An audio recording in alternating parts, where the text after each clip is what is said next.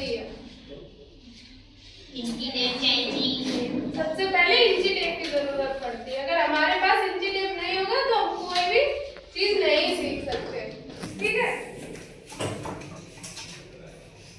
आज सबसे पहले तुम लोगों को बताएंगे सेफ्टी के बारे में। ठीक है, क्यों फर्स्ट डे हम जब जाते हैं किसी सिलाई सेंटर पे या फिर कहीं पे प्राइवेट भी सीखने, तो हमें अपनी सेफ्टी करनी आनी चाहिए।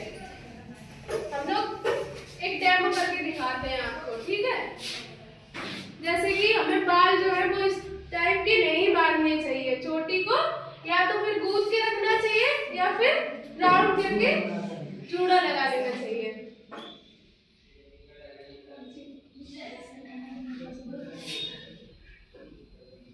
ठीक है, चुन्नी को इस टाइप से नहीं डालनी चाहिए, क्योंकि अगर हम चुन्नी ऐसे डालेंगे तो हमारी मशीन में फंस सकती है। चुन्नी हम ऐसे डालेंगे, या तो यहाँ पे पिनिप कर लेंगे, या फिर हमारे पास पिनिप नहीं करने के लिए कोई भी सुविधा है तो हम पीछे करके ऐसे गार्ड लगा लेंगे, नॉट जिसे बोलते हैं। ठीक है, हमें इतना लूज ये नहीं पहनना चाहिए, क्योंकि अगर हम मशीन में सिलाई देते समय अगर हमारी गर्दन नीचे हो जाती है तो ये फंसने के बाद हमारी गर्दन में चोट लग सकती है। हाथ में रिंग नहीं पहननी चाहिए, रिंग को निकाल देना चाहिए, और इतने लूज कंगन भी नहीं पहनना चाहिए। ठीक है, हमें सलवार की जो मोरी होती है उसके पैसे भी देख के पहनने चाहिए, मतलब कपड़ों का विशेष ध्यान रखना चाहिए।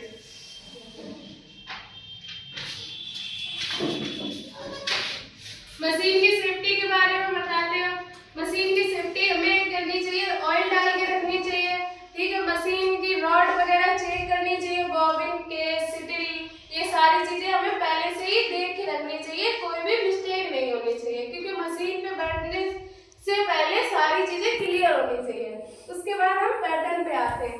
जब हम पैटर्न बनाते हैं तो हमारे पास किसी का नाप होना चाहिए, क्योंकि कोई भी कपड़ा तैयार करेंगे तो हमारे पास उसका नाप होना चाहिए। जो भी कस्टमर आता है या फिर हम अपना किसी का बनाते हैं तो हम एक डमी पे तुम लोगों को डेमो करके दिखाते हैं।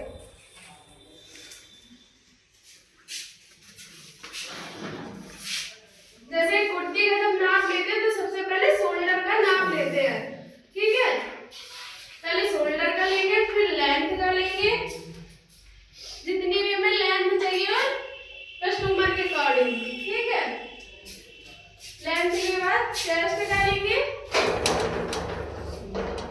ये सबको पता होना चाहिए चेस्ट किसको बोलते हैं, कमर किसको बोलते हैं, हिप किसको बोलते हैं। ये हमारा चेस्ट हो गया, ये हमारी हिप हो गई, ये हमारी कमर हो गई। ठीक है,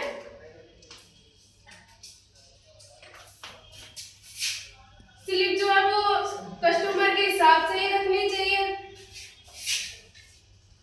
आर्म होल भी नापने चाहिए। ऐसे एक हमें फिर पैटर्न तैयार करना चाहिए। हम पैटर्न तैयार करके आप लोगों को दिखाते हैं।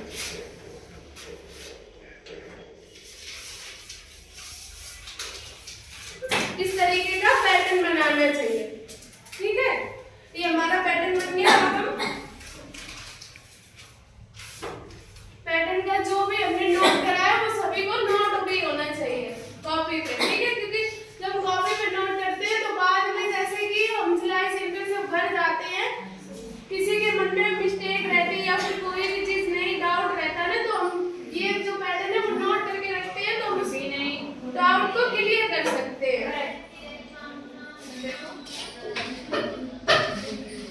डेमो में दिखाने के लिए हमारे पास ऐसी एक फाइल होनी चाहिए। जैसे कि हम किसी को जब सिलाई सिखाने जाते हैं तो वो हमसे पूछेगा मैम आप हमें क्या सिखाओगे, तो हमें इस टाइप से नमूने बताने चाहिए छोटे से।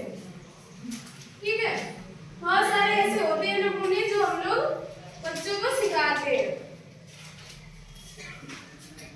अब चलते हैं सिलाई मशीन में। सिलाई मशीन कैसे चलानी चाहिए, धागा सभी को डालना आना चाहिए। ठीक है, आज हम धागा डालना बताते हैं आप लोगों को।